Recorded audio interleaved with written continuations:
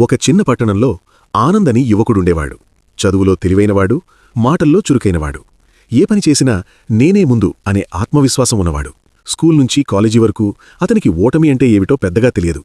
పరీక్షల్లో first rank, ఆటల్లో ట్రోఫీలు, పోటీల్లో బహుమతులు అన్నీ అతనివే. అందరూ అతని చూసి ఆనంద్కి జీవితం సులభం అనుకునేవారు. కాలేజీ పూర్తయ్యాక అతను ఒక పెద్ద కంపెనీలో ఉద్యోగానికి ప్రయత్నించాడు. ఇది అతని జీవితంలో మొదటి నిజమైన పోటీ. 100 మంది అభ్యర్థులు, కఠినమైన ఇంటర్వ్యూలు. ఆనంద్కు పూర్తి నమ్మకం, ఈ జాబ్ నాదే. కాని ఫలితం వచ్చిన రోజు ఆనంద్ పేరు లిస్ట్లో లేదు. ఆ రోజు అతని ప్రపంచం ఒక్కసారిగా కూలిపోయింది. మొదటిసారి అతను ఓడిపోయాడు. ఇది అన్యాయం, నేనే బెస్ట్ని, నాకు ఇలా ఎలా జరుగుతుంది? ఈ ఆలోచనలతో అతను ఇంట్లోనే కూర్చున్నాడు. ఫోన్ కాల్స్ ఎత్తలేదు, స్నేహితుల్ని కలవలేదు. రోజులు గడిచినా ఆ ఓటమి గాయం తగ్గలేదు. ఒక సాయంత్రం అతని తాత రామయ్య అతని దగ్గరకు వచ్చాడు. చాలా మౌనంగా ఉన్న ఆనంది చూసి తాత అడిగాడు, ఏమైంది నాన్నా? ఆనంద్ కోపంగా అన్నాడు, నేను ఓడిపోయాను తాత, మొదటిసారి, ఇది నాకు తట్టుకోలేనిది. తాత చిరునవ్వుతో అన్నాడు, నువ్వు ఓడిపోయావా లేదా ఇప్పుడే నేర్చుకోవడం మొదలుపెట్టావా? ఆ మాట ఆనంద్కు అర్థం కాలేదు.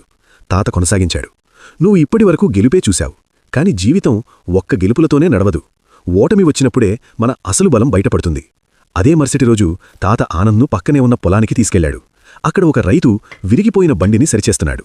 తాత అడిగాడు, ఈ బండెందుకు విరిగింది? రైతు చెప్పాడు, ఎక్కువ బరువు వేశాం, దెబ్బతింది. తాత చిరునవ్వుతూ అన్నాడు, అయితే ఈ బండి పనికిరాదా? రైతు నవ్వుతూ చెప్పాడు, కాదు స్వామీ, విరిగింది కాబట్టే దాన్ని ఇంకా బలంగా సరిచేస్తున్నాను. ఆ మాటలు ఆనంద్ మనసులో బలంగా మోగాయి. అదే రోజు రాత్రి తాత అన్నాడు, ఓడిపోయిన మనిషి 2 రకాలవాడు. ఒకడు ఓటమిని తిట్టుకుని కూర్చుంటాడు, మరొకడు ఓటమిని గురువుగా మార్చుకుంటాడు. నువ్వు ఏ రకమవుతావో నువ్వే నిర్ణయించాలి. ఆ రాత్రి ఆనంద్ నిద్రపోలేదు. మరుసటి రోజునుంచే ఆనంద్ మారాడు.